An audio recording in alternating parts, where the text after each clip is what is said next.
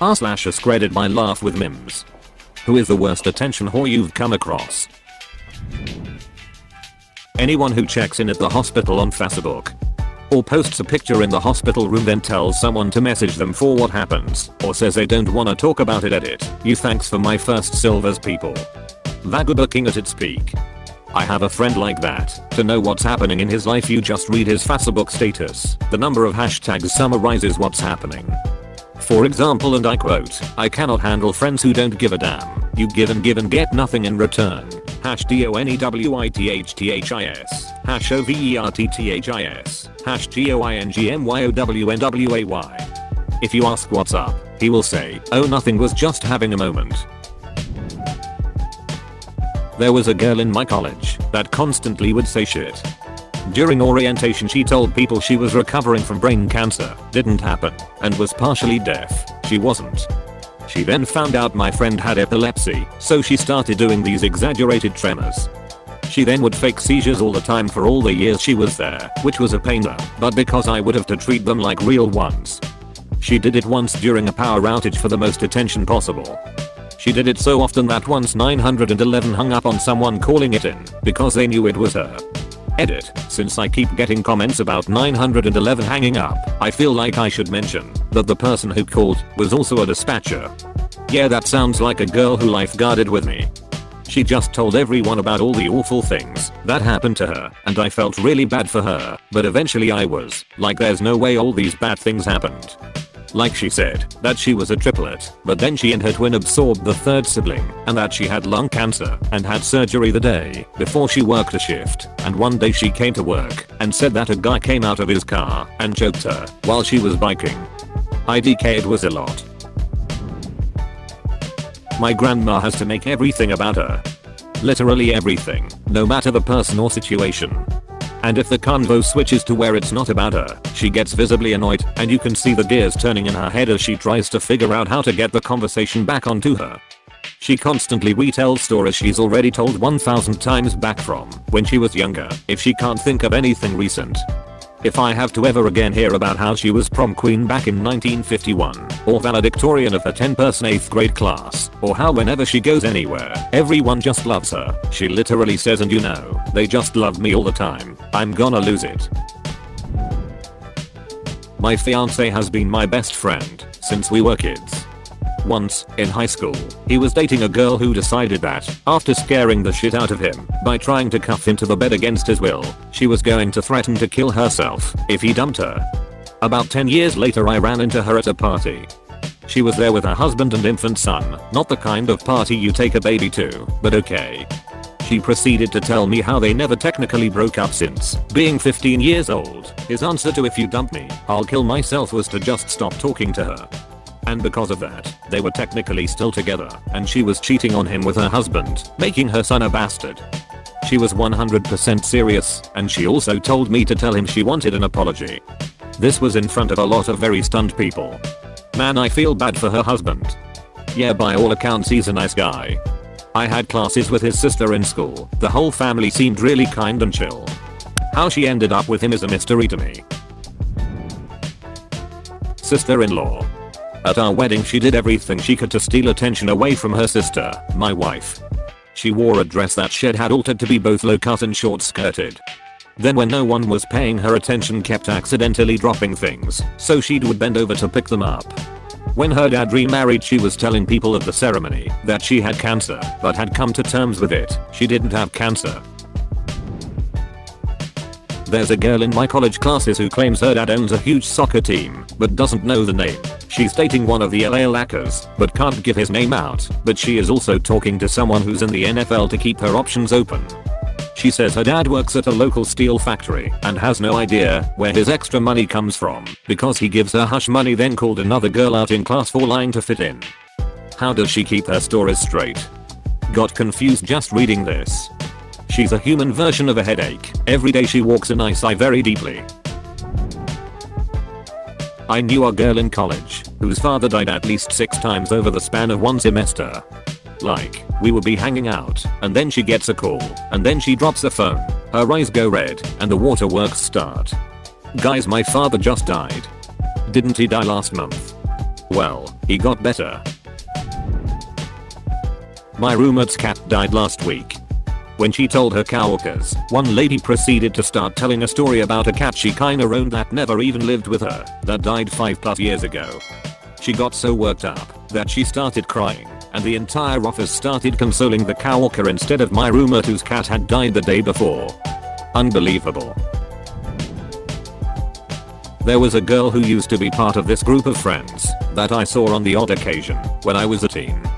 I only met her twice, but on both occasions she started to full on sing super loud whenever everybody else was talking and she was not involved in the conversation. I knew a woman who was similar. She was actually a pretty good singer. Problem was, it went to her head and she sang in everybody's face after announcing what a good singer she was. Annoying. I had a coworker who used to sing on cruise ships. One day he blocked my path and belted into song right in my damn face while grinning like a cannibal. I just put my hand up in a stop sign and said, I didn't buy tickets to your show, so get out of my way. That was the end of that. There was this British TV show about bad moms, and one of them made her daughter dress way older than she looked. Daughter wanted to wear a t-shirt and jeans to go out to eat. Mom made her wear tights, miniskirt, boots, tight tee, sleeveless overcoat, and a boatload of jewelry. Kid basically looked like she was in a Disney show and would make her daughter randomly sing and do her cheer routine in public because you never know who's watching. People get discovered on the streets every day. Oh, I've got a good one. I went to uni with her, in no particular order. She was raped repeatedly by an ex-boyfriend who kept on breaking into her room at night. When we reported it to campus security, they never saw anyone enter her room on security cameras. Same ex carved slut into her chest with a knife. Never saw any scarring or evidence of any sort. Same ex spray painted slut onto the outside of her window. She lived on the 4th floor of a tower block. Whilst traveling back home for Christmas, she fell over, knocked herself out, came to in the hospital, was discharged and beat the train home she missed because of being knocked out. That particular train journey takes 3 hours. Whilst at home for Christmas, her dad kept on taking LSD and asking her to drive him to places in his van, even though she's never had a driving lesson. Was run over repeatedly by a mutual friend. She just walked into his car, claimed to be the biggest drug dealer on campus, but no one ever once saw her stash. Can speak 7 languages fluently, but she can never remember which languages they are. There are so many of these. It was really sad and pathetic. My high school ex posted a picture of a knife to his wrist on Twitter after I broke up with him for cheating on me and being pathological liar.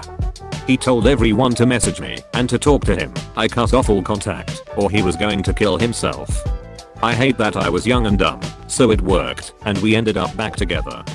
I once had a guy do that, but we'd been on like 3 dates. Called the cops on his pathetic ass.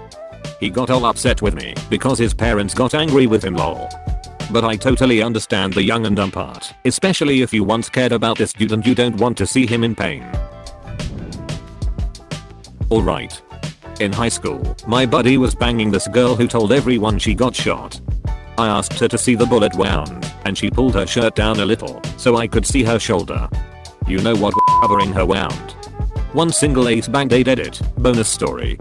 So she told my buddy he got her pregnant, condom did rip, so believable. She told him she wanted an abortion and needed $60 for it. He gave it to her. But I asked her how she was going to get it for $60. She said she was going to the hospital with a fake ID. Edit 2, I forgot the worst of all. She was a loud and proud juggalette. TLDR, aunt's a viscous bitch and attention whore who only cares about Facebook likes and doesn't care how she gets them. My aunt always has been, and probably always will be, the biggest attention whore I've ever met. At least I hope I never meet anyone worse. I'm going to sound awful at first, but hear me out. It started when she got cancer. She'd post on Facebook about how long she was at doctors and how she felt, and that the family needed to gather around more. She told everyone she was going to be dead in under 6 months. At the time I understood. Sure, get that attention, get some love from friends, family, and internet strangers in your support group. That's an awful situation. She went into remission though. People didn't give her the same amount of encouragement and support she had been getting when she had led everyone to believe she was 100% going to die in 6 months. The people in the terminal cancer support group slowly stopped commenting completely. So I guess she missed the attention and started making posts bashing on the entire family that we are ungrateful and unappreciative of the battle she went through for us. My siblings and I live too far for normal visits, so we took a lot of fire during this time for not visiting enough when she thought she was dying. We did visit, but not as often as she felt we should have. Fast forward about a year, and here's where it starts getting bad. She starts posting pictures of my grandmother who is no longer in her right state of mind. Awful pictures. Hair messed up, food all over her face and clothes, dark rings under her eyes. With comments like it's so hard to take care of your parents. Makes me so sad. Pray for us. My grandmother's memory is so far gone that every time I visited she thought I was my mother who passed away years before. I wouldn't correct her, but my aunt loved to. Nanny, she's dead. She died years ago, at which point my grandmother would sob uncontrollably until she forgot why she was crying. Rinse and repeat 4 to 5 times a visit. Each time my aunt would snap a photo and post about how hard it was to be the one to remind someone with dementia that her daughter-in-law is dead. Then I was in a car accident. It was a bad accident. I broke my neck and had a miscarriage. When I woke up in the hospital I was alone, but she had already heard of the accident from my father, who was my emergency contact. She added the other car's family members on Facebook, posted pictures of the car accident from the news, and lied about my injuries. Such a bad accident. I can't believe she hit you guys. Thank God you only got a broken arm and she only broke a hip. Praying for you. Posted the same photos, but hidden from the other people's family, tagged as another awful family catastrophe. Thank God Op didn't get herself or someone else killed. The accident wasn't my fault. I didn't break a hip. And one of the other car's passengers had a brain bleed and was in the hospital and rehab for over a year. And the most recent and the worst of all. I've never been big on Facebook, and she quit tagging me when I asked her to stop contacting the other car's family as per my lawyer's request. Well, my grandfather's health had taken a turn for the worst. He was in hospice care. She of course was milking it for attention for herself. Since she wasn't tagging me, I was completely unaware. For this instance, however, she also neglected to tell my siblings and my father of this sudden and rapid health decline. Going as far as to hide the posts from my sister, who always read and commented on her posts.